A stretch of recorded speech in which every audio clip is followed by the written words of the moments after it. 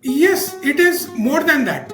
And I'll tell you, I'm very happy to say that we are the first university which this year conducted AI assisted personal interviews for our MBA program. We are the first, and this was a proper AI based. Yes, like other brands have used AI where there were just maybe one or two questions which were pre-fed into the system. The system would ask, and your whatever the candidate replied, that was recorded, and that's about it.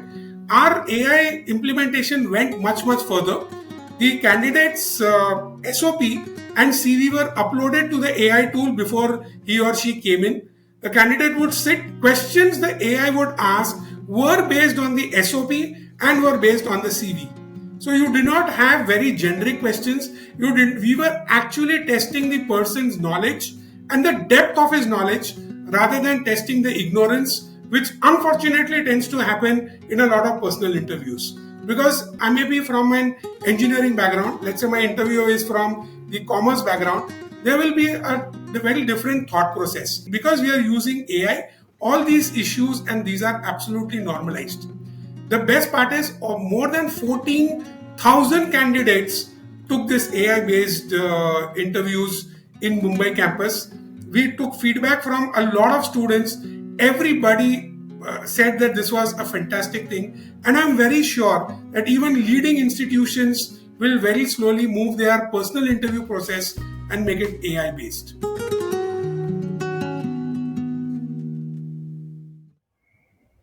Today, I am in conversation with Burzeen Bhathena.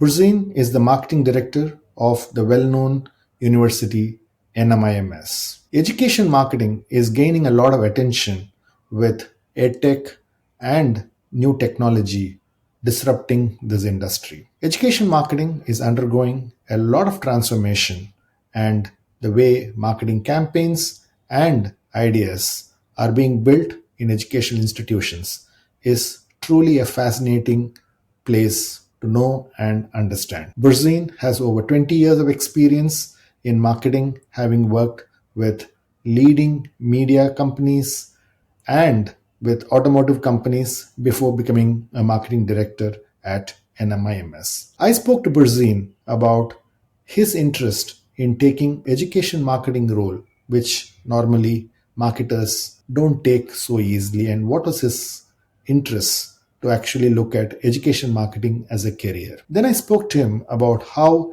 education marketing is being done by institutions like NMIMS, who are their customers, who are their consumers, who are their influencers, how do they market programs, what kind of marketing tools do they use, and finally, how do they reach out to corporates and build their brand. Burzeen shared some interesting insights into how a marketing department is built within an educational institution. He also shared some interesting insights into the media mix around how they spend the money in such institutions and how the fact that professors are also brands which they use as thought leaders to get students into the program. With expanding campuses, every campus is a brand that has to be built locally. Burzeen shared some of the platforms that they use and the ideas that his own team puts together to build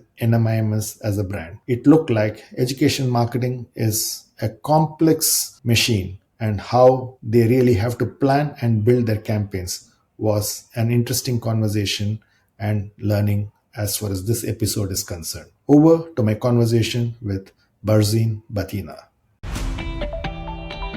This episode of the Super CMO Show was made possible by the great folks at Moving Walls.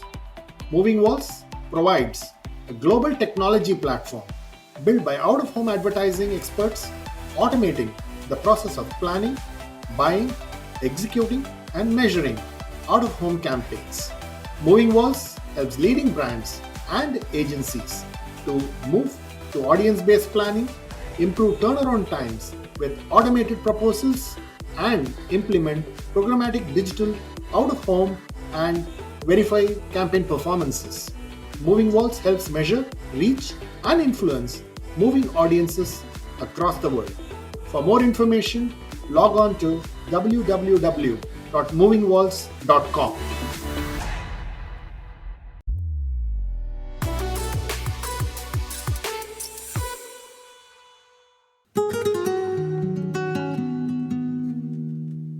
I wanted to start off our conversation with a lot of people in marketing take up brand marketing, FMCG marketing, financial services marketing. So, how did you end up with education marketing? Education for me is much more than marketing. I am also a faculty. I also teach. Digital marketing has been my forte. I entered digital marketing way back in 2008 when digital was still growing. A lot of people didn't understand digital marketing. A lot of people were questioning. Newspaper, TV, radio were outdoors was still ruling the roost. Digital was seen more as like, okay, fine, a brand like Times of India is having newspaper, is having a Times Now channel. Okay, timesofindia.com is just another touch point where which is there, and that is how advertisers used to see. Of course, come to like, fast forward to 2025, everything has totally changed. Things took a bigger turn in 2015 when Geo came and actually commoditized internet became cheaper than water. People had, I used to always quip that in India, people might or might not have access to fresh water, but definitely they will have access to internet, and maybe they can order someday water on the internet also. And of course, we have seen that come 2025 with quick commerce taking over. Not only water, you can today order a snack, you can order whatever you want. Now, my foray into education happened almost 9 years back when I started my career with NMIMS, one of India's leading university. I started with their distance learning and online learning programs. So we started with promotion of those programs first. We also introduced multiple programs during the almost a little over 4 years stint that I had with NMIMS distance learning. And in 2021, I shifted to the main university. It was a very different ball game because when it came to online, marketing had a very large impact, because if you through your online promotions, if you manage to spend say 100 rupees and get registrations worth 1000 rupees, you could actually end up taking all the 1000 students or whatever you have got. Whereas in case of the full time or in case of university, the challenge happens is because the seats are limited and you cannot suddenly increase the number of seats because these are brick and mortar, and these are governed very strictly by UGC. There are a lot of other bodies also which govern. So as a result, whatever marketing we do, the idea is to increase the registration, increase the rejection rate.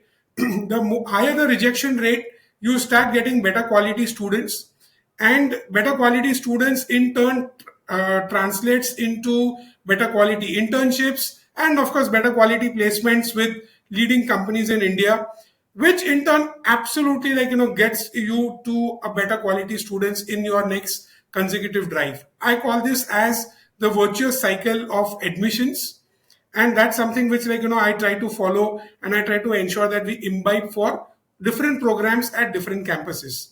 Now this was something which was very interesting to me.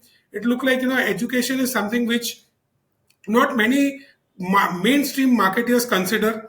I remember the first time when, so I primarily came from the auto industry, Yeah.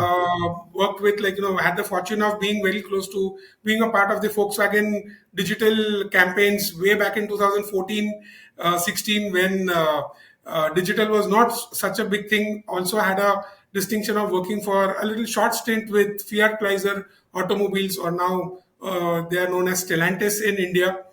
So so my shifting to education was actually viewed by a lot of people as, oh, maybe I'm tired of the corporate world, or I don't want to do much into this.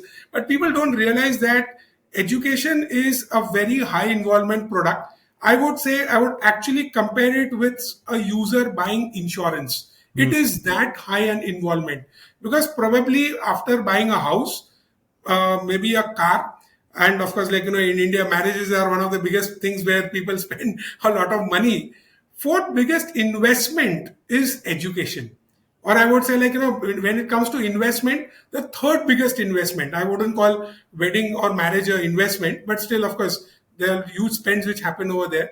But the third biggest investment that any person would make today is his education. And it now, earlier it used to be post graduation, whatever would happen, that was an education.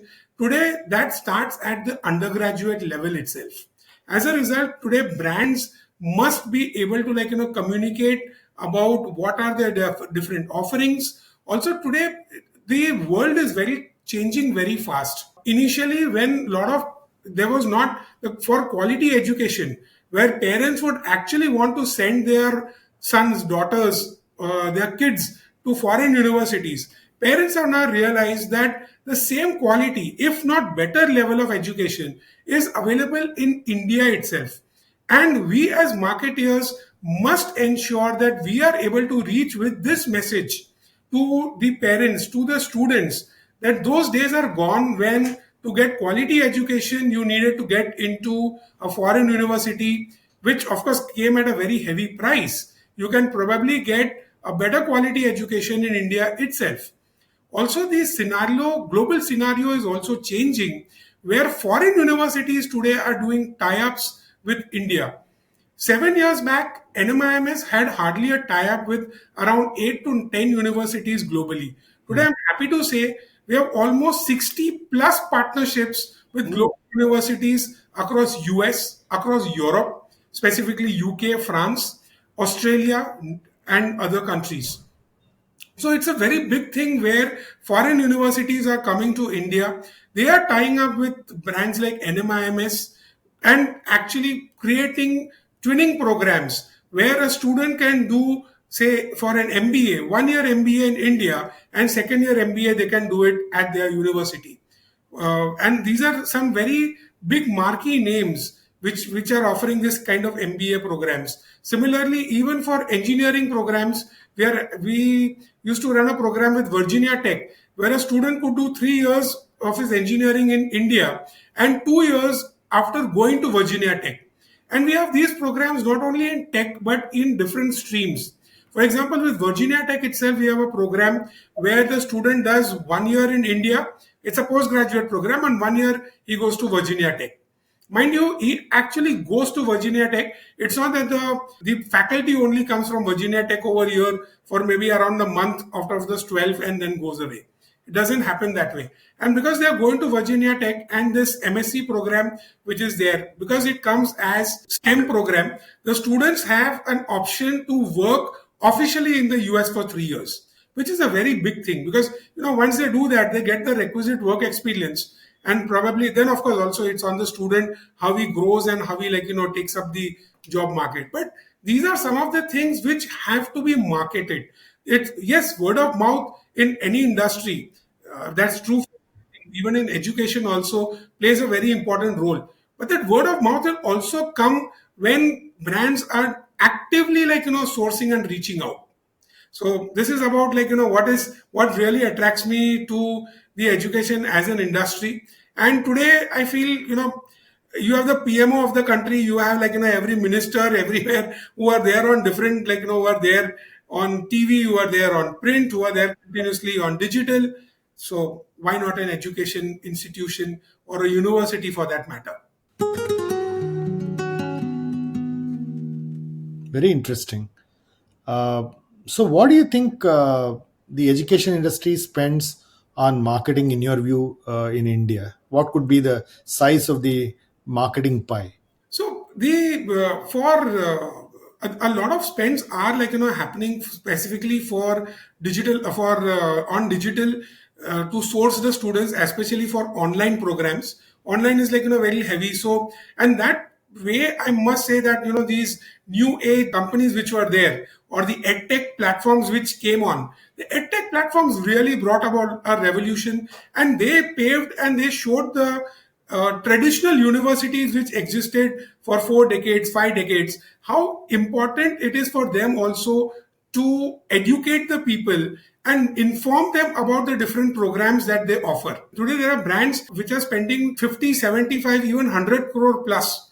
If I take a university as a whole, there are brands who are having budgets which are probably not same as FMCG or a banking or finance, but maybe I can compare it with auto.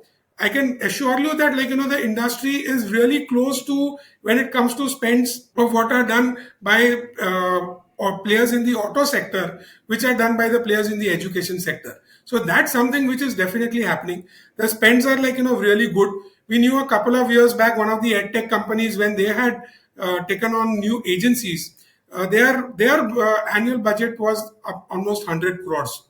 So spends are definitely there, and because the way the media is fragmenting, that's become one of the biggest challenges. Earlier, you could go on to Google, you could go on to Facebook, or rather Meta now, and that's about it. But today there is so much of fragmentation which is happening. Every day some new platform or the other which is coming. Every day there are new touch points which are coming in. There are new technologies which are happening. Programmatic advertising, which is now actually getting a very big chunk, which education usually used to shun away from. Education has now started looking at programmatic buying also very, very seriously. That is also giving them registrations, that is also giving them quality students for sure. So that respect, I can assure you that the brand spends, and the spends will only increase as we go ahead, because competition is going to increase. We've already seen, I think 2 days back, the Chief Minister, Mr. Devendra Fadnavis, announcing that there'll be 5 foreign universities which are likely to set up campuses at Navi Mumbai. So the competition is only going to go up. As they say, the pie of the students is not going to increase too much. But so competition is going to go up, spends are going to go. And the biggest thing is the AI is really revolutionizing the way the entire world is looking at everything. But specifically advertising, it is really affecting really hard. All the players in the education sector have seen their cost per lead, cost per registrations all go up, because there are not many clicks which are coming in. Earlier, you ran an ad, because there were so many clicks which were happening, there was not so much of competition, everybody was there. But with Gemini coming in, we have seen Gemini, there is actually a zero click thing, which is now the truth and the norm. So can't do much on that, you have to live with it. And the audience is also becoming smarter by the day. Also, we have to realize that the parents 10 years back were not so digitally savvy, but today even the parents who are coming in are extremely digitally savvy. They have grown with digital. So those who are now typically in the bracket of say 40 to 45 and have a kid in 10th standard, 12th standard, they are extremely digitally savvy. They know how things are, and they have also AI has also been a part of their life for quite some time. So, which means that you are talking about competition. You're talking about several thousand crores of spend. Given that there are so many universities, so it's a fairly big marketing budget that seems to be going into this sector, right? Yes, Okay. absolutely. Okay. Given that, is this not an industry where uh, I would say supply and demand, if you really look at it, you don't need marketing, right? Because obviously, every student wants to join a college, so therefore, I would assume that they need a college, so therefore, is marketing needed at all? Yes, absolutely. The biggest reason is today all the brands are spreading themselves across the country. No Hmm. longer it is there that I'm NMIMS is in Mumbai. I'm only going to remain in Mumbai. I need to spread. So when I am spreading, but naturally I might be known very well in Mumbai, Navi Mumbai, or for that to matter, I might even go be bold and say the entire Maharashtra knows me. But can I say the same thing if I open a campus, say in a place like Bhubaneswar, which I'm going to do very shortly? My Ahmedabad campus is going to be launched anytime. Am I known that very well in Ahmedabad? Am I known that very well in places which are around, or am I known as the regional college? So I always follow the mantra which HSBC had. HSBC, the world's local bank.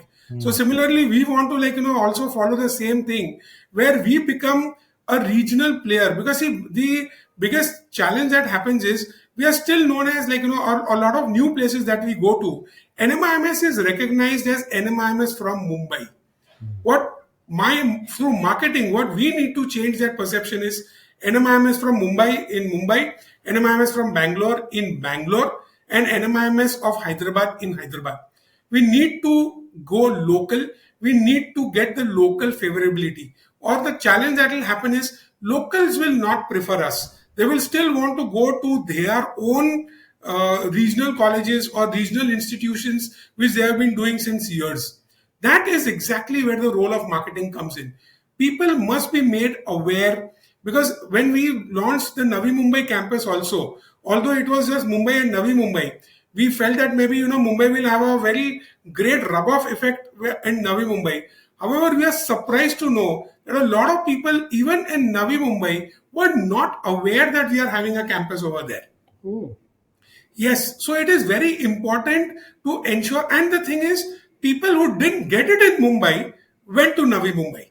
And that's what you don't want. You want people from Navi Mumbai to go to Navi Mumbai. You want people from Bangalore to go to Bangalore, from Chandigarh to go to Chandigarh campus. Of course, preference is always going to be, because Mumbai, we have been there for last 43 years and counting. People, first preference would definitely be Mumbai, especially when it comes to MBA. But when it comes to undergraduate programs, engineering, pharmacy, commerce, you definitely want the locals to be actually doing and occupying more place over there, or going and favoring those campuses rather than favoring the other campus for sure.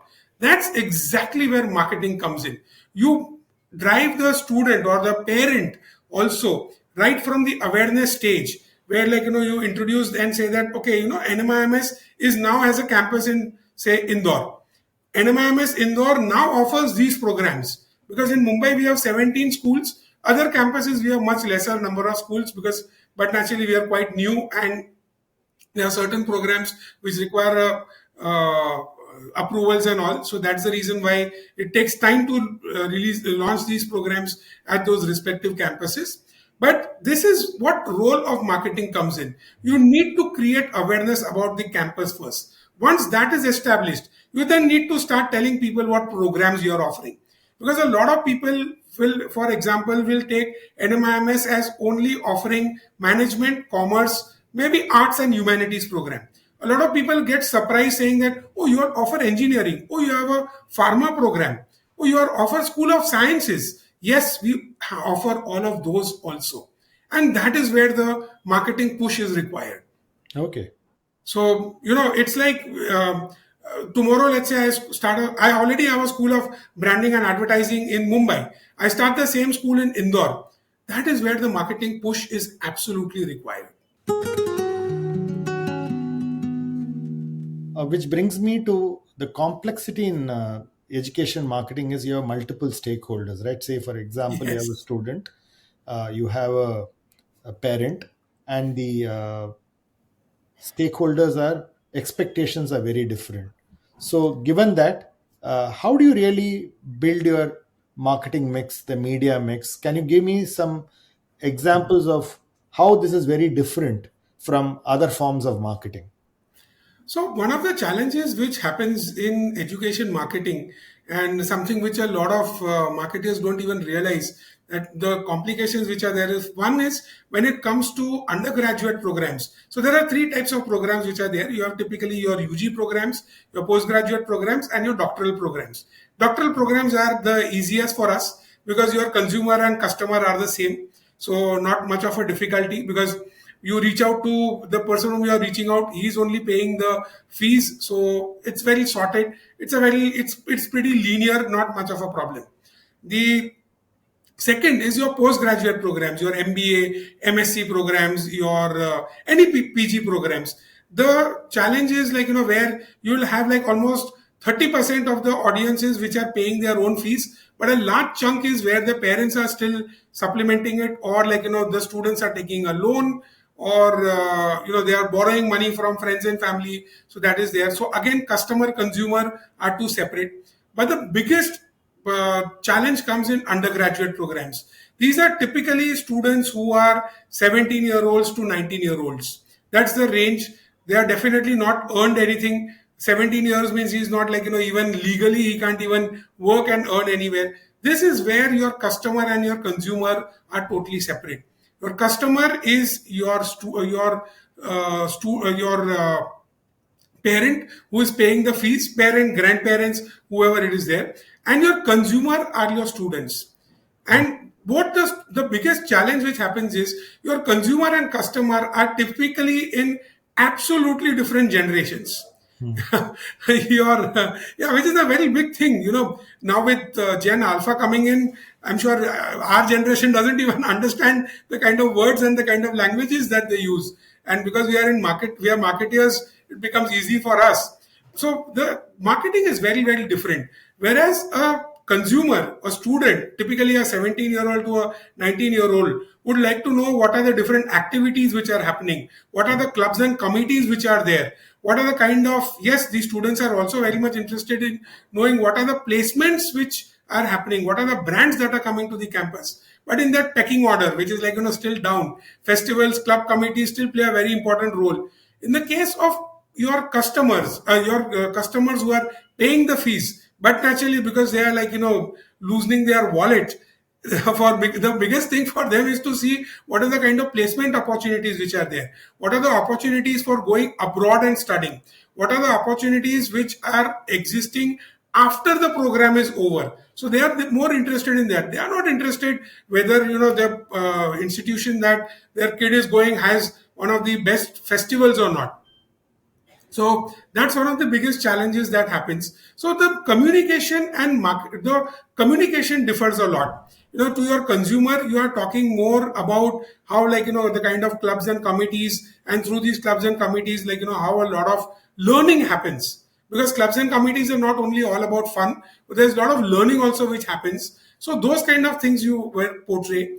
Whereas to the customer, you talk about, like, what are the different career opportunities, what are the things that his or her kid can do after they complete their program. So it's a very different thing. You talk about campus life to a customer, to a consumer, because that is what he is, like, looking at. Whereas the same campus life will also differ, because in case of campus life, you show a vibrant campus life like sports facilities, like a playground, like a canteen. Whereas to a customer, you're going to show safety aspects. You're going to show that the kid is going to be safe in the campus. We are very clear. We have a zero tolerance policy towards any kind of abuse or substance. So, we don't, of course, talk about it so openly, but those are the kind of things that a consumer and a customer will want. So so, you need to tailor make, or you need to customize your offerings to these two kind of groups or segments of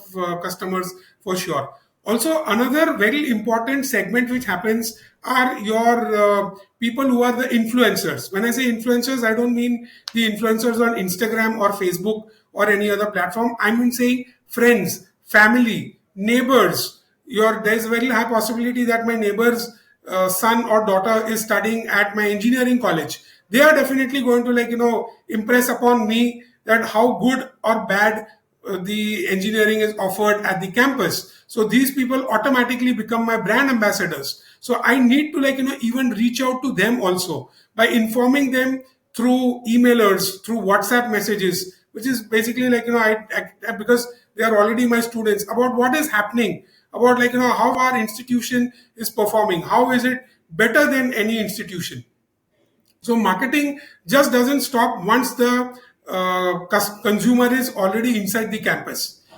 Typically it happens that a car buyer buys a vehicle, and that's about it. There's not much to do, because he's already got it. He's your customer for the next 3 or 4 years. Maybe you talk to him about service or accessories or anything. But here it is very, very important to keep on nurturing even your customer and your consumer also. So we tend to do that also. We reach out on a regular basis, invite them for events, ensure that, like, they are also in the know-how of what the university is doing, who are coming, who not. So that's the most important part about, and this onus lies on the marketing department also very strongly. So, are you saying that when you open up admissions, there are campaigns running with this proposition targeted at parents or the customers, and there are campaigns running at the students, and therefore there's a differentiated campaign running, and that's really how it's Yes. it's managed, is it? Yes, you have to, because the thing is, see, parents targeting is a little bit of a challenge, because you cannot be sure, like, parents targeting is not very as accurate as, because I may be interested in engineering because I'm an engineer, but my son or daughter is interested in commerce. So interest targeting, like, really is a difficult thing. Age is also a little not very accurate, but yes, we do tend to, like, use other signals to tend to target to parents. We run separate campaigns itself, because as I said, the communication is different, the comms are different, narratives are different, so we tend to do that for sure. Okay. Okay. So if you have 100 rupees, how would you spend in media? So would you spend in print? Would you spend in digital? Would you spend in outdoor media? So how do you spend your mix of 100 rupees? So the major money goes on online, because, as I said, these students, of course, students are absolutely digitally savvy, so that's not a problem at all. But now, because parents are also becoming a lot more digitally savvy, it is very important that, like, we target the parents also on the digital platform. Print, or we use majorly in regional languages and in regions where, like, majorly in tier 2. I wouldn't call them tier 2 cities, because in calling Indore tier 2 city will be a very extremely injustice to that city. But those kind of cities is where we still continue to use print. Print is majorly used for reaching out to parents, as I said, to, like, to the influencers, who are neighbors or aunts, uncles, those kind of, like, people who are there. So we do tend to use print. Outdoor, we do not use. NMIMS per se doesn't use outdoors to a very great extent. We use it, but again, majorly in where our other campuses are, and we use it more just during registration or the during majorly of the admission process. So if I want to say 100 rupees, how I divide, I would say, like, almost 65 rupees goes to digital, 20, almost around 15 to 20 it would go into print, 5 would go into radio, because we still believe that, especially in smaller towns like Chandigarh, Indore, radio really works, and even in Far East, radio really works. The rest of it basically is between outdoors and other channels. When I say other channels, like, some regional TV publications, regional TV channels, that is where, like, we are also focusing. Interesting that you're looking at media mix as an educational institution. The mix is very very different, and you're talking of Yes. a media mix and spending the money in an optimized manner. Very interesting. uh, I'm coming to the challenge of, uh, I would say, the professors, and they are again a very important stakeholder. Unlike traditional brands, sometimes if you look at the US universities, the professors themselves are brands. Like you have you have Philip Kotler, who's actually Northwestern University, and therefore he's a brand by himself. So how do you build preference and attract talent, teaching talent to an university like yours? So one thing which attracts the most is basically, like, research. So research is a very integral. Even if you look at the US institutions, they have a very high focus on research.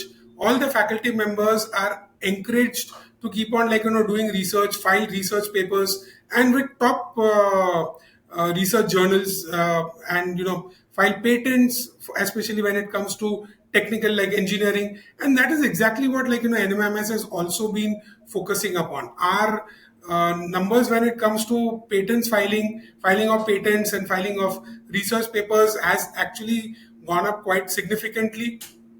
Our focus has been on research. Our vice chancellor himself has kept the research department under his very watchful eye to ensure, and whatever professors are doing research, or, like, we are actually putting that on our LinkedIn platform and showcasing that, and that is how you attract talent. Also, one of the other ways is basically how we are portraying them in media. We want them to be seen as thought leaders. As a result, we get a lot of authored articles created on diverse topics from commerce to economics to engineering to any other tech like AI. So we do that, and that is also way our faculty members are seen in press and media. And the same thing whenever they cover an article or they have any kind of coverage on TV, on radio, or on print, we ensure that, like, those are also, we put it on Facebook, we put it on our LinkedIn and our own social media handles to ensure that everybody is able to view those, and is and it makes a very good proposition, because the incoming faculty members who are there, they also want, see, today everybody wants, who doesn't like to be famous, who doesn't like to be recognized on the streets? When I'm going down on the streets and somebody, like, points a finger at me and, like, says that, hey, look, this is the person that, like, we watched a TV show about, or, oh, this person had been on television, it really makes a difference. And that's exactly what we are doing. We are making our professors our thought leaders, and they themselves become a very big attraction. We want, so one of the biggest things that NMIMS has been doing is we want to go more and more away from push based marketing to pull based marketing. Okay. So a faculty will play a very important role in pull based marketing, not only for pulling better faculty members or even pulling better students also. So it cuts both ways. Okay. And it also shows my faculty how advanced and how modern they are. Last year also our faculty were giving their thoughts on leading news and business channels about what they think about budget, how budget will change. And this is not only from the point of view of just their particular domain, but for the country as a whole. That is what we are doing for pulling in the best talent in the field. ContraMinds is a podcast dedicated to decoding people, minds, strategy, and culture. We interview and learn from high performers so that you can apply these lessons on your journey to becoming the knowledge worker athlete you were meant to be. The ContraMinds podcast is available on all leading podcast players, and if you're interested in revisiting past episodes or taking a look at our show notes from this episode, please visit us at www.contraminds.com. And now, back to the show. The other stakeholder in education is really the corporates, right? Yes. And there tends to be a halo around IIMs, IITs, maybe the next NITs. So, how do you really do marketing to corporates? And what are the various forms of marketing that you adopt for getting corporates to come to your campus? So one of the biggest challenge that education has been facing for many years, and it's not only now, but, like, is basically whatever you are taught in the classroom is either different, or it is not the, or basically, like, it is not exactly what the corporate wants. A lot of corporates today want trained people coming from the institution. They do not have the bandwidth in terms of time, money, or energy to take the student, and that is something very clearly that we have seen, where I do not want to name anyone or name any corporate, where those people have said that, like, up to 85% of the engineers which are coming from the numerous engineering schools and colleges across India are not employable. And one of the major reasons that this statement is coming, and to some extent I agree, because the curriculum is not updated, the changes which, or what the industry wants, that is not taught in the classrooms. And that is one of the biggest things that NMIM has recognized many ages back, and a reason, and that is where, like, we have corporates actually coming and helping us design our curriculum. We have something called as board of studies, where the board is comprised of faculty members, experts from the industry, and these experts are generally the CXOs of their companies, CEOs, CFOs, CMOs, who come and who actually give their point of view on how we should design the next program. How, like, what are the new things that you should incorporate? And this is exactly the edge that our students get, where they are learning things which the corporates want. And that makes life easy for the student, for the faculty, and for the university as a whole, And for the corporate, it becomes an absolute talent pool which it can hire and put on the field immediately rather than train them for 6 months, 1 year. After 6 months, somebody might get fully trained and go off to a competitor. He may leave, or after 6 months, the corporate may realize that no, this person is not trainable. That is also a very big challenge which a lot of corporates face. Now, that is something where, because of our very close association with corporates, we ensure that our curriculum is up to date. Our curriculum is teaching what the corporates want. We, of course, also have quite a few programs which are in association with the corporates itself. We run a program in association with TCS. We run a program in association with Bosch.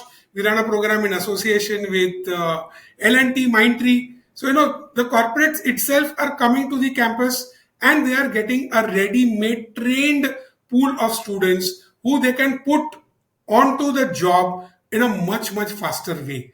Rather than they're learning and coming to the corporate, getting trained for 6 months and then getting onto the job. Here they can come because they have been learning about how the corporate works for those 1 year, 2 years, 3 years that they are with us. That's the very big advantage that is having. So, as a marketer of the university, you do a fairly large reach out program to corporates, is it? So, is it something as a part of event marketing? You spend some money, and would you actually do those kinds of things also? So, more than marketing, I would say we have a full-fledged dedicated placement department. The placement department also reaches out to these corporates on one-on-one basis, because yes, marketing, we are continuously putting things on social media. We do send out emailers, but this placement department and marketing, in fact, marketing and placement department at NMIMS are absolute bed partners, quite literally sitting next to each other and working very closely. So we ensure that the right message is reached out to not only through our social handles, but on one-on-one basis also, the placement team keeps on sending it out to them. Okay.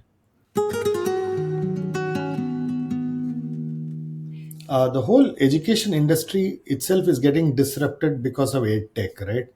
Uh, Right. so, given that edtech is disrupting, how is your marketing methods changed from probably what was done 5 years back to what is being done today? Because as a student, I can actually do online programs. I don't need to have a degree.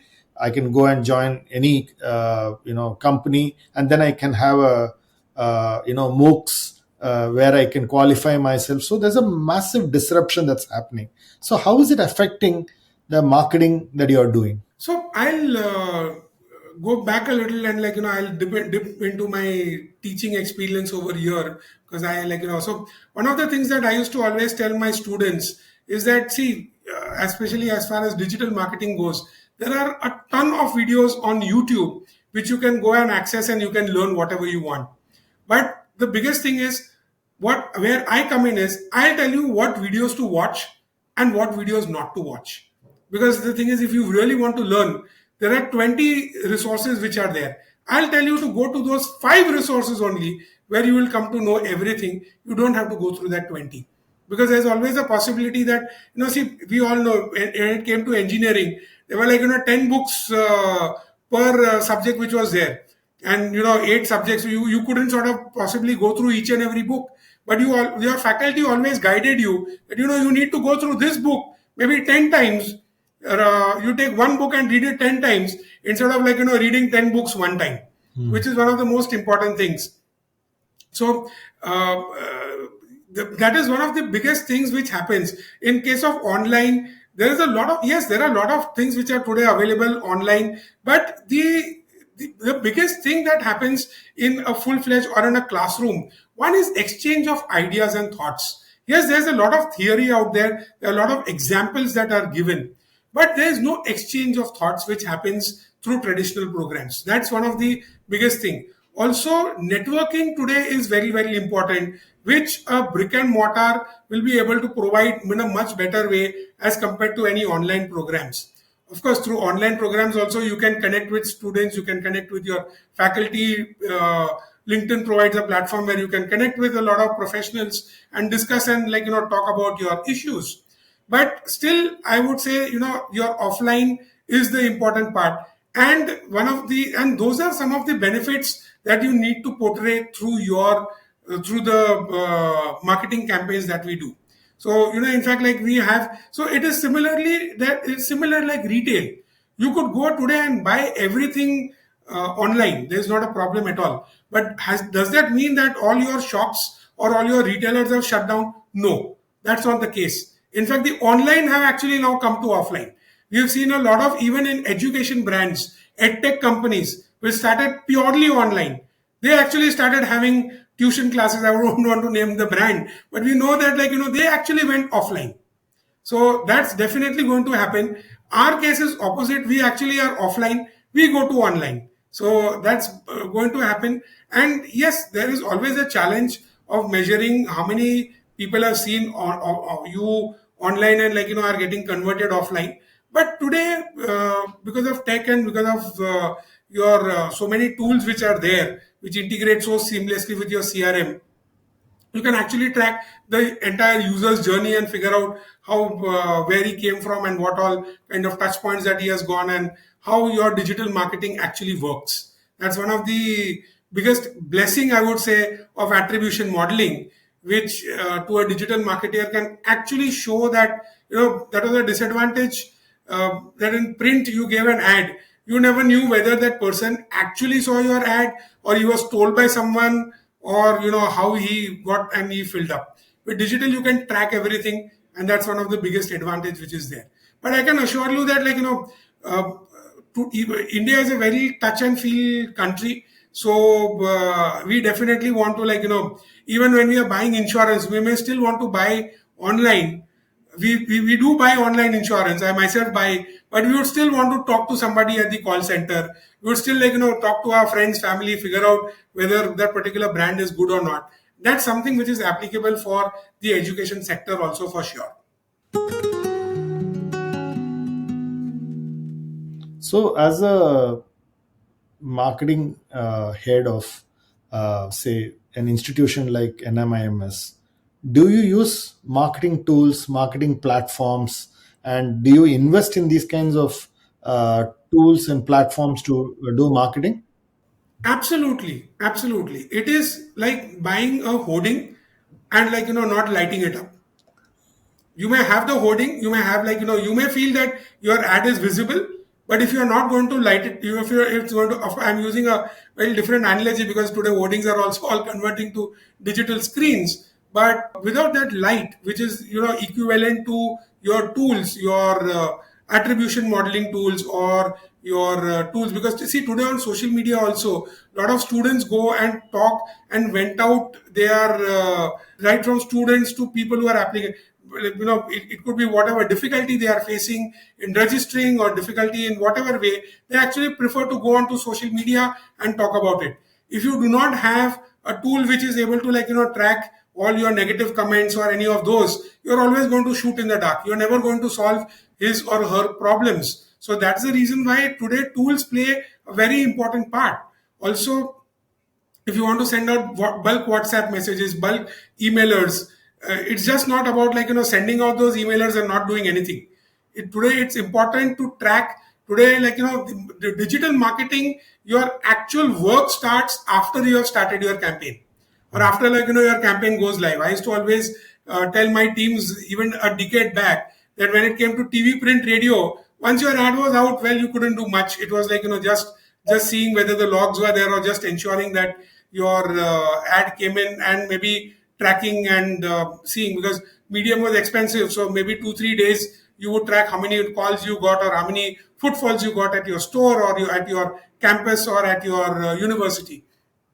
As in case of digital, because the campaigns are there, and you sustain them for months together, you can actually even track that somebody who had visited your website, say in Jan, is actually ended up converting in April. And without relevant tools, attribution modeling, it's not possible to do. You must know, and of course you need a very strong and a robust CRM to begin with, because So, without the so, without the so NMIMS has got CRM platforms, absolutely. marketing campaign, MarTech platforms, and all that. Is it? Absolutely, absolutely. We've, like, in fact got dashboards where our leadership team, our faculty members, they see everything what is happening in real time. What are you saying? Yes. Like, Okay. see, and it's not only for admissions. It's like, if I want to see how many books are there in my library at, say, my Shirpur campus, I can very easily see. I can just go to the dashboard and I can see that. I don't have to pick up the call on the librarian and ask him that, how many books are there. If I want to, like, my library catalog is totally digitized. So if I want to know, let's say a particular book, maybe not available in, say, Indore, but maybe available in Mumbai, maybe available anywhere else. So in that respect, like, we've digitized everything. Okay. So it's no longer where, so it is actually more of a digital transformation than digital only being used by marketing. Okay. So the entire thing is digitized. HR is totally also digitized because typically that's what not doesn't happen much in an education institution. But NMIMS has always ensured that, like, we are the leaders in that respect, and we have totally digitized everything. In fact, our entire admission process, right from filling up the lead form to registering to document verification, everything is digital. So it's And almost I'm like, very, is it almost like buying insurance? yes, it is more than that. And I'll tell you, I'm very happy to say that we are the first university which this year conducted AI assisted personal interviews for our MBA program. My God. So Okay.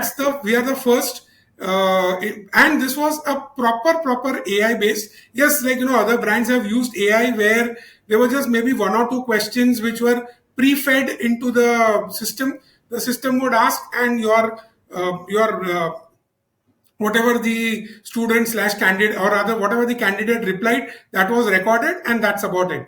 Our AI implementation went much further. The candidate's SOP and CV were uploaded to the AI tool before he or she came in. The candidate would sit, and the questions the AI would ask were based on the SOP and were based on the CV. So you did not have very generic questions. You did. We were actually testing the person's knowledge and the depth of his knowledge rather than testing the ignorance, which unfortunately tends to happen in a lot of personal interviews. Because I may be from an engineering background. Let's say my interviewer is from the commerce background. There will be a very different thought process. Whereas in AI, because we are using AI, all these issues and these are absolutely normalized. The best part is more than 14,000 candidates took this AI based interviews in Mumbai campus. We took feedback from a lot of students. Everybody said that this was a fantastic thing. And I'm very sure that even leading institutions will very slowly move their personal interview process and make it AI based. So when I talk of a marketing department in a, say, an automotive or in an FMCG or in a retail, you typically have product managers, you have brand managers, you have digital marketing teams, you have advertising teams. So in a education institution like yours, how is your marketing team built? So do you really have these kinds of people with specific roles, designations? So can you walk me through how does a marketing department in a educational institution look like? So typically would be, you 10 years back, if I would take even NMIMS also, marketers were the marketing team was more focused on print and reaching out to through majorly through print. Some of them were online also, but in the last 5 years, especially after the pandemic which happened, it has been a sea of change. We have specialists in the marketing team. Marketing team is also divided upon verticals. So you have a performance marketing vertical, you have a PR vertical. When I say PR, it is organic, inorganic, both. You have a vertical which focuses on social media.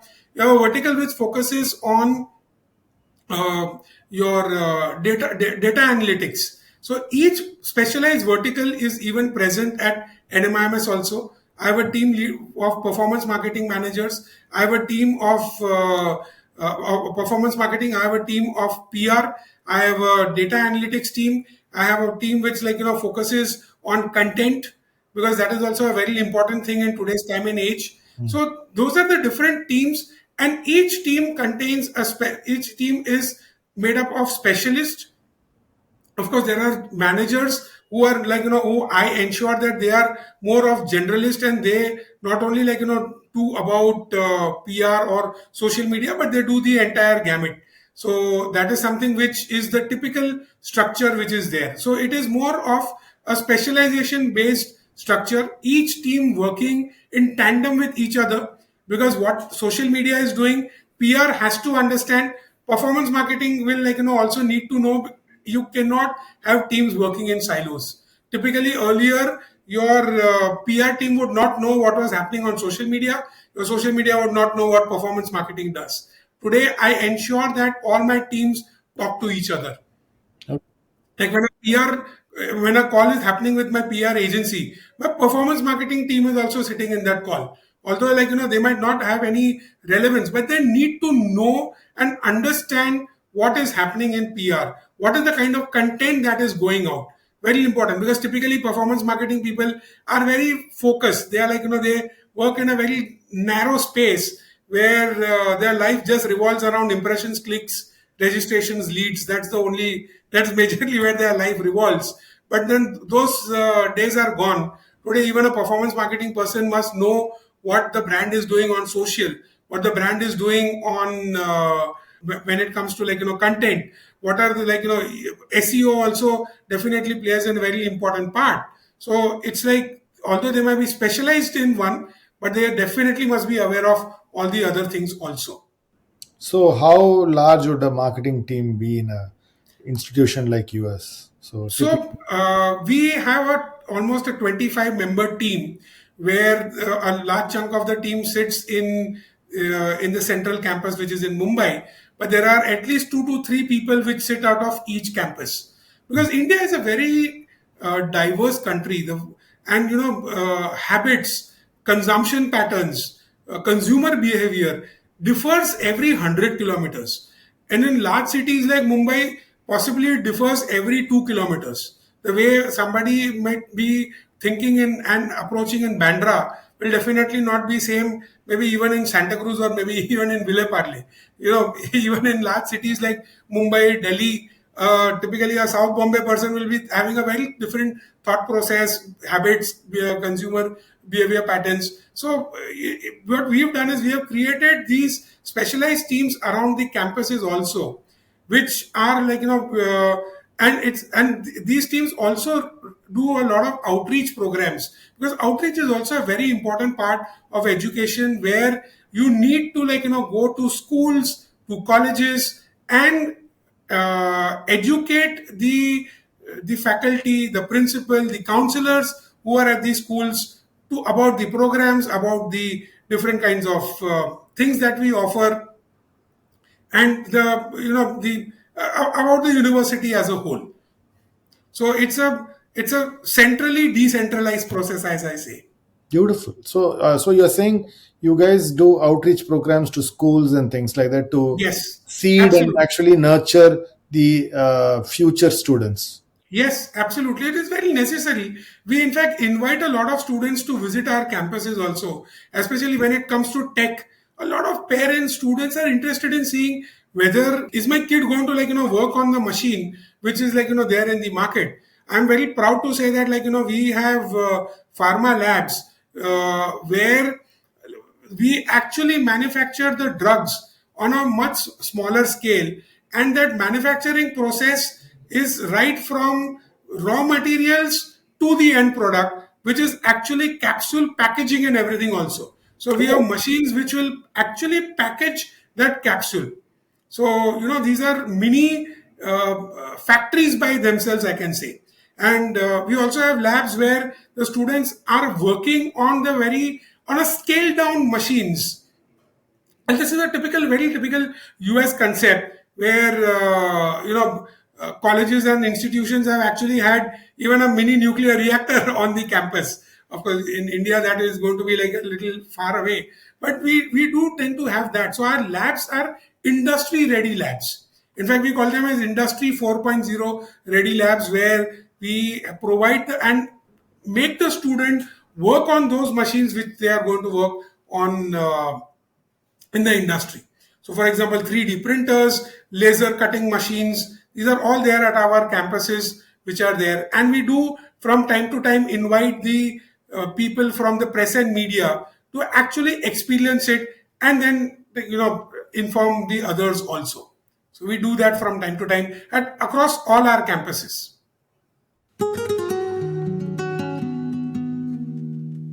So, if you look at your overall investment in education, there's a large bit of money in a person's life which is invested at the Yes. time of graduation and post graduation or whatever that you call. But as the world is changing, the need for lifelong learning is there. And therefore, some of the students who graduate from NMIMS or institutions like yours can be lifelong learners, and therefore there's a high what I call as the customer lifetime value of these students.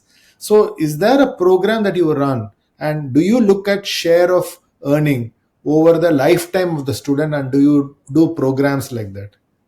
I agree with you. In fact, if I take my parent body, which is SVKM, Sri Vidyapale Kelavani Mandal, it runs. We always say that we are there from KG to PG. We have got schools. We have got we've got schools, we've got colleges. So you have CNM school, you have your JV Parekh school in Mumbai. These same schools are there. CBSE school is there, for example, say in Dhulia. In Hyderabad, we have also a CBSE school in Hyderabad. So these we have not tracking still the entire customer lifetime value right from the school till the post graduation level. But that's something because the CRM systems are a little different still. Schools do not have a full-fledged CRM system the way a university will have.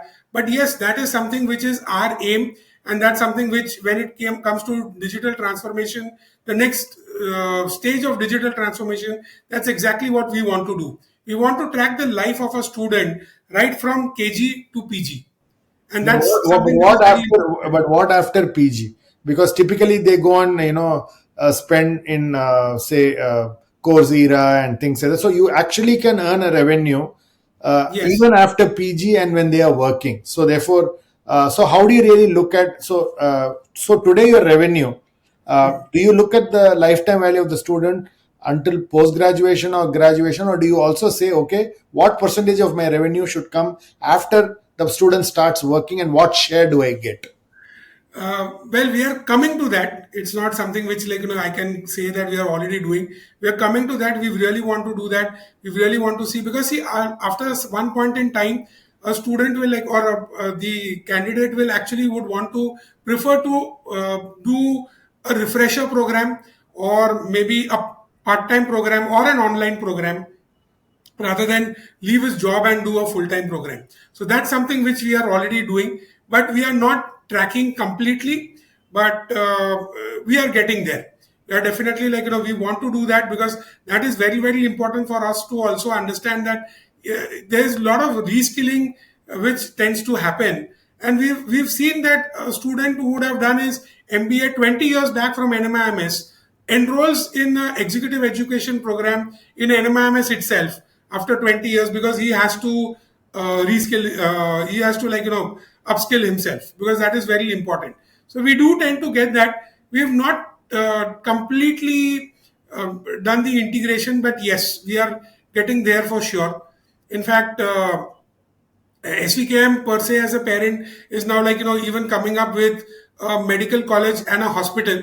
So I always say that we are now doing backward integration, where you could be born at a SVKM hospital, do your education in a SVKM school, even take up a university, and so the entire your first 25 years of life are with SVKM itself, fixed. Very nice, very nice. So I'm coming to the last section of our conversation, which is really a set of rapid fire questions. Sure. So my first question to you is, what does success mean to you?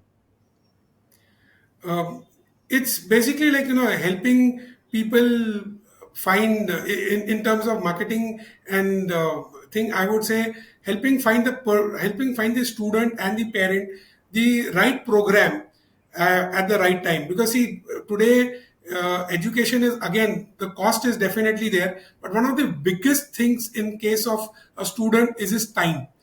For example, law programs, I always, like, whoever comes to me and says that I want to do law or I want to pursue law as a career option, I always tell them, please understand that this is not an investment of just 5 years. It's an investment for the next 35 to 40 years. And one of the biggest things I consider as a success is ensuring that the student is able to, pursue that program as he completes that program and finds a career in it. That's what is the biggest and the best success that I can get. And a student succeeds in life, for a faculty or for, in education, a student success is the best success that we can get. Very nice.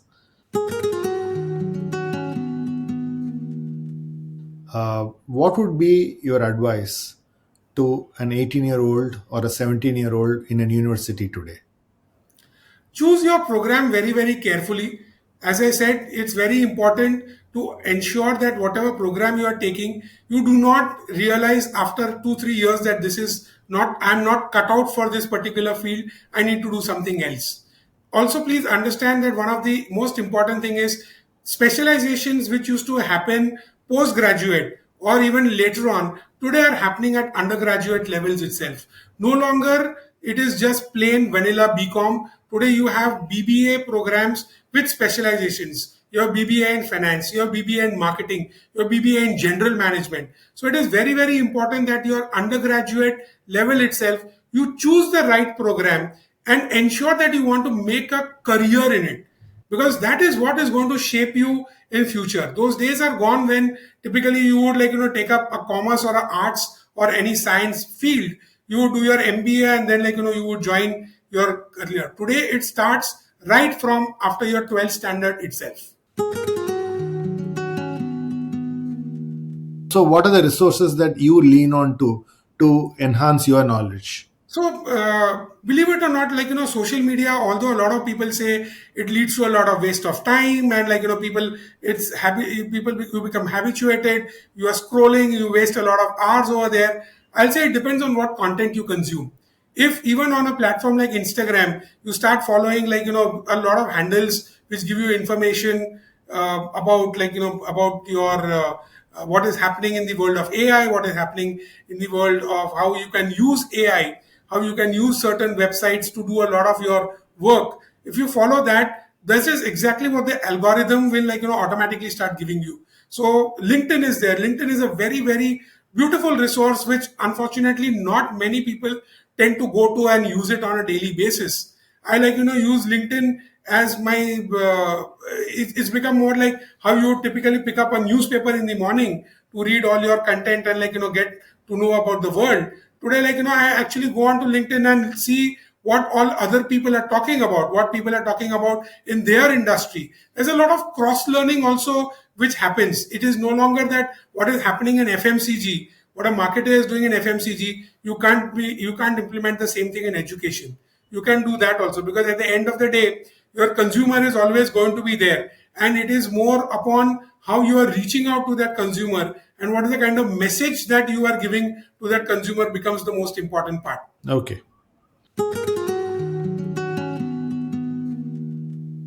Uh, what is one piece of advice that you got in your career which you carry in your mind and head even today?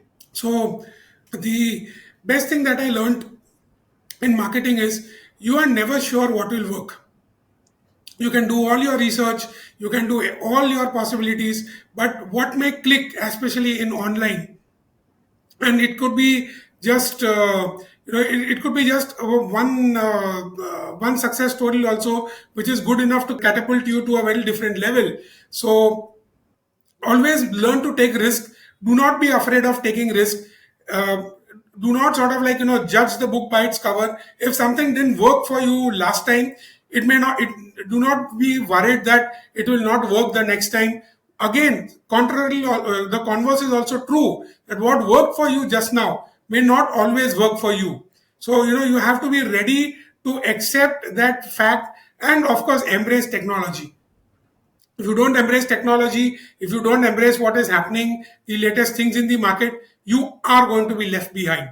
And that is true because a marketer today is bringing the entire organization in with the latest tech. So if the marketing team doesn't adopt it, possibility is that your HR, your admissions, and your other teams will be even slower in adopting that technology. Thanks, Burzeen. It was a fantastic conversation. It was eye-opening for me personally that an educational institution spends so much on marketing, focuses on so many stakeholders that you have to influence and nudge them to get into your university, the technology that you invest, the marketing teams that you have, the approach that you take to marketing.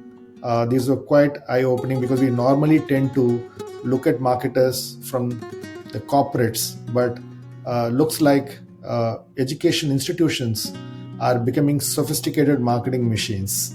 And thanks for sharing your experience. It was lovely having a conversation with you. Absolute pleasure. Pleasure is mine. Thanks for listening to this episode. For selected links and detailed show notes, visit www.contraminds.com. Follow ContraMinds on social media and let us know who you would like to see next on the podcast. If you're listening to ContraMinds on Apple Podcasts, do share your comments and give us a rating. We are keen to know what you're thinking.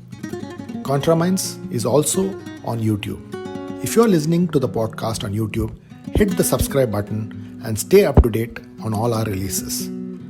Thanks for listening and stay safe.